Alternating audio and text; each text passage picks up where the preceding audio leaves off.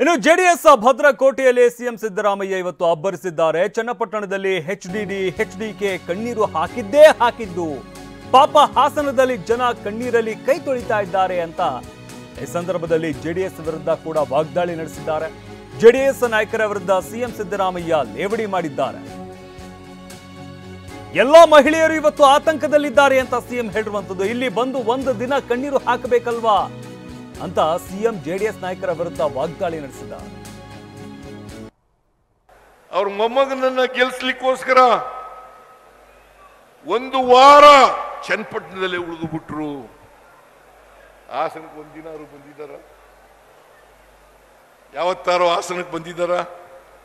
ಏನ್ ದೇವೇಗೌಡ, ಕುಮಾರಸ್ವಾಮಿ, ನಿಖಿಲ್ ಕುಮಾರಸ್ವಾಮಿ ಎಲ್ಲ ಕಣ್ಣೀರು ಹಾಕಿದ್ದು. ಇಲ್ಲಿ ಪಾಪ ಹಾಸನ ಜನ ಕಣ್ಣೀರಲ್ಲಿ ಕೈ ತೊಳಿತಾ ಇದ್ದಾರೆ.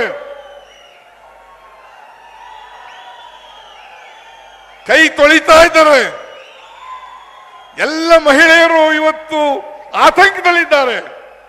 ಇಲ್ಲಿ ಬಂದು ಒಂದಿನ ಕಣ್ಣೀರು ಹಾಕ್ಬೇಕಾಗಿತ್ತಲ್ಲ ಮಿಸ್ಟರ್ ದೇವೇಗೌಡರೇ. ಇಲ್ಲಿ ಬಂದು ಒಂದಿನ ಹಾಕ್ಬೇಕಾಗಿತ್ತಲ್ಲ. ಏನ್ ಕರ್ನಾಟಕಕ್ಕೆ ಅನ್ಯಾಯ ಆಗ್ಲಿಕ್ಕೆ ಬಿಡಲ್ಲ. ಅವ್ರ ಮೊಮ್ಮಗನನ್ನ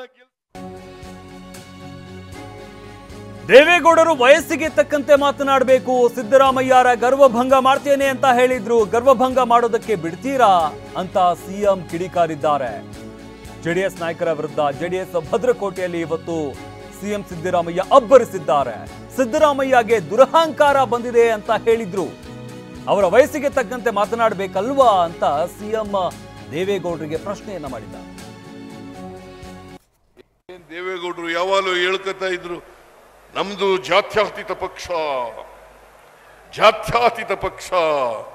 ಕಳೆದ ಚುನಾವಣೆಯಲ್ಲಿ ನೀವು ಭಾಷಣ ಕೇಳಬೇಕು. ಅವ್ರ ಭಾಷಣ ಕಳೆದ ಚುನಾವಣೆಯಲ್ಲಿ ಅವ್ರ ಭಾಷಣ ಕೇಳಬೇಕು. ಏನಂತ ಹೇಳಿದ್ರು? ಮತ್ತೆ ಬಿಜೆಪಿ ಅಧಿಕಾರಕ್ಕೆ ಬರಲ್ಲ. 2019ರಲ್ಲಿ ಹೇಳಿರೋದು. ಮತ್ತೆ ಅಧಿಕಾರಕ್ಕೆ ಬರಲ್ಲ. ಬಂದ್ರೆ ನರೇಂದ್ರ ಮೋದಿ ಅವರು ಪ್ರಧಾನಮಂತ್ರಿ ಆದ್ರೆ ಈ ದೇಶ ಬಿಟ್ಬಿಡ್ತೀನಿ ನಾನು. ಮಿಸ್ಟರ್ ದೇವೇಗೌಡ್ರೆ, ದೇಶ ಬಿಡಬೇಡಿ, ಇಲ್ಲೇ ಇರಿ. ದೇಶ ಬಿಡಬೇಡಿ, ಇಲ್ಲೇ ಇಡಿ.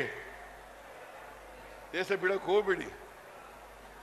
ಏನ್ ನನಗಿಂತ ಒಂದು 15 ವರ್ಷ ದೊಡ್ಡವರು ಪಾಪ ದೇವೇಗೌಡರು. ನನಗಿಂತ 15 ವರ್ಷ ದೊಡ್ಡವರು. ಅವ್ರ ವಯಸ್ಸಿಗೆ ತಕ್ಕಾಗಿ ಮಾತಾಡ್ಬೇಕಲ್ಲ. ಚನ್ನಪಟ್ಟಣದಲ್ಲಿ ಏನ್ ಮಾತಾಡಿದ್ರು? ಸಿದ್ದರಾಮಯ್ಯನ ಗರ್ವಭಂಗ ಮಾಡ್ತೇನೆ.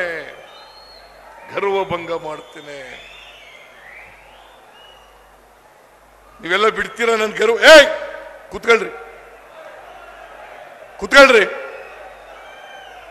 ಗರ್ವಭಂಗ ಮಾಡಕ್ ಬಿಡ್ತೀರಾ ನೀವು? ಗರ್ವಭಂಗ ಮಾಡಕ್ ಬಿಡ್ತೀರಾ? ಸಿದ್ದರಾಮಯ್ಯನವರಿಗೆ ದುರಂಕಾರ ಬಂದ್ಬಿಟ್ಟಿದೆ.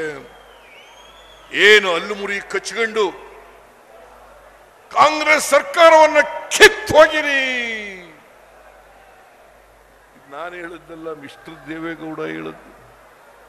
ಕಾಂಗ್ರೆಸ್ ಸರ್ಕಾರವನ್ನ ಕಿತ್ತು ಹೋಗಿರಿ. ಯಾರೇ ಆಗ್ಲಿ ಕೂಡ ಅವ್ರ ವಯಸ್ಸಿಗೆ ತಕ್ಕ ಮಾತಾಡ್ಬೇಕಲ್ಲ.